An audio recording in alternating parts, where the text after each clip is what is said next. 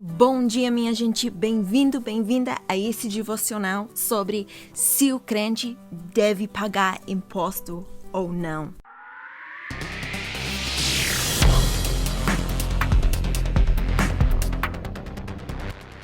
Gente, a inspiração para esse devocional veio de um lugar meio raro, porque meu ex-marido, ele falava que crente não precisava pagar imposto. Pode parecer loucura para você, não sei. Então, eu vou te explicar o porquê, lendo uma passagem bíblica aqui, ó. O que você acha, Simão, de quem os reis da terra cobram tributos e impostos? De seus próprios filhos ou dos outros? Dos outros, respondeu Pedro.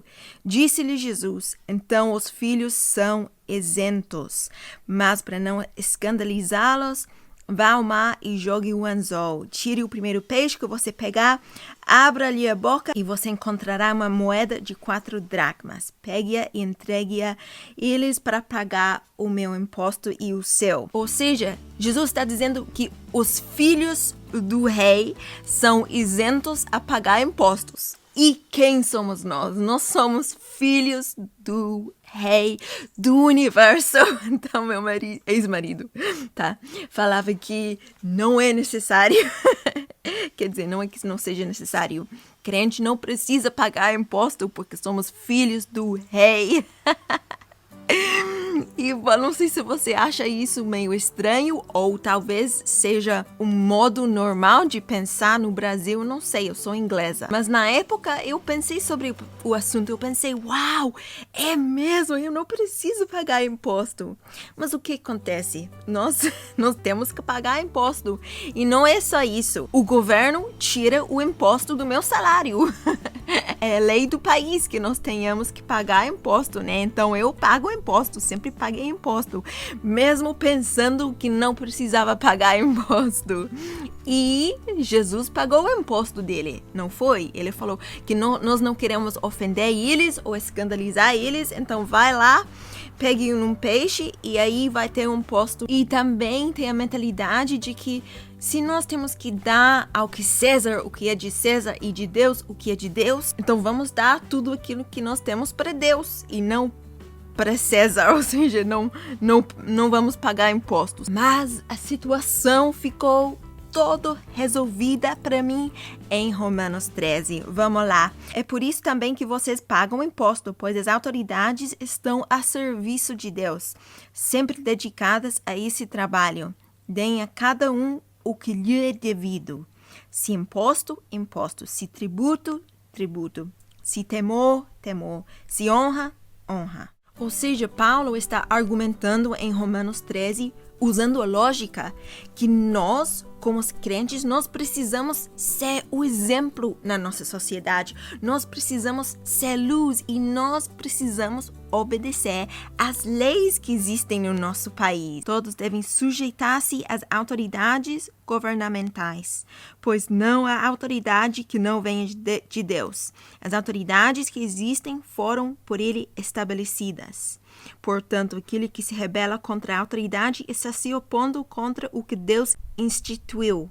E aqueles que assim procedem trazem condenação sobre si mesmos. Gente, como é que podemos testemunhar sobre o amor de Deus e a bondade de Deus que nós quebramos a lei?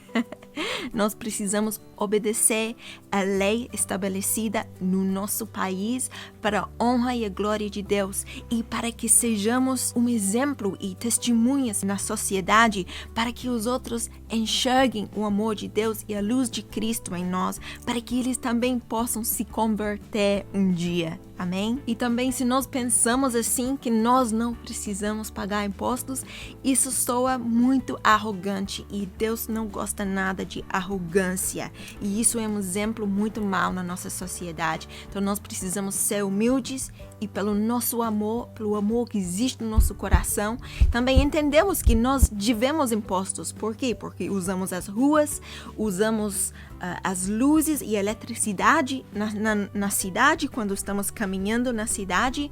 Também os homens vêm aqui em casa, buscam o lixo e essas coisas. Então, é muito importante que nós paguemos o que devemos e o que governo fale que nós devemos. Mas existe um exemplo quando nós não deveríamos obedecer à lei do nosso país, que é quando a lei do país vai em contra a lei de Deus. Ou seja, por exemplo, se você mora na Arábia Saudita e é proibido evangelizar, então não pode obedecer essa lei. Você deveria evangelizar e amar seu próximo, mesmo sendo contra a lei, mesmo se você está correndo o risco de ser preso. Amém. Isso, você vai ser preso para a honra e glória de Deus. Isso aconteceu com Paulo, com Pedro, com todos os apóstolos, e isso é uma honra muito grande. Então, nesses casos, nós precisamos quebrar a lei do nosso país.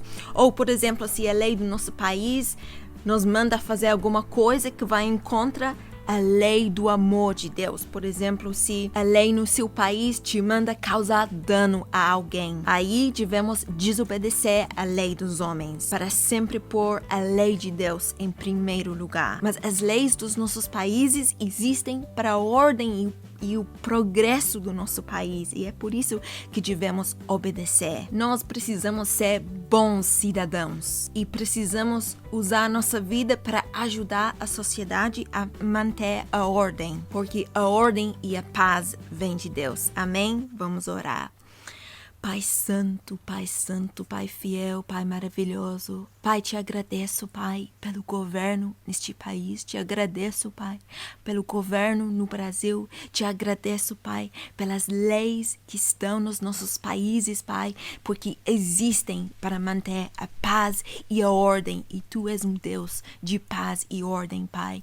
E nós te agradecemos, Pai, pelo fato de que pagamos impostos, Pai. E esses impostos existem, Pai, para melhorar a qualidade de vida dos cidadãos da sociedade, Pai. E nós te agradecemos, Pai, porque Tu estabeleceste as autoridades e o governo, Pai. E existem, Pai, para que haja paz na vida e na sociedade, e nós te louvamos e te agradecemos por isso. Nos ajude, Pai, a sempre obedecer às leis dos homens. Nos ajude, Pai, a sempre te honrar e te glorificar com toda a nossa vida, Pai. Nos ajude, Pai, a te temer a Ti e não temer aos homens, Pai. E se existe alguma lei que contradiz a Tua lei de amor, Pai, nos ajude, Pai, a ter coragem, Pai, e a ir em contra essas leis e a obedecer a Tua lei em primeiro lugar, que é a lei do amor.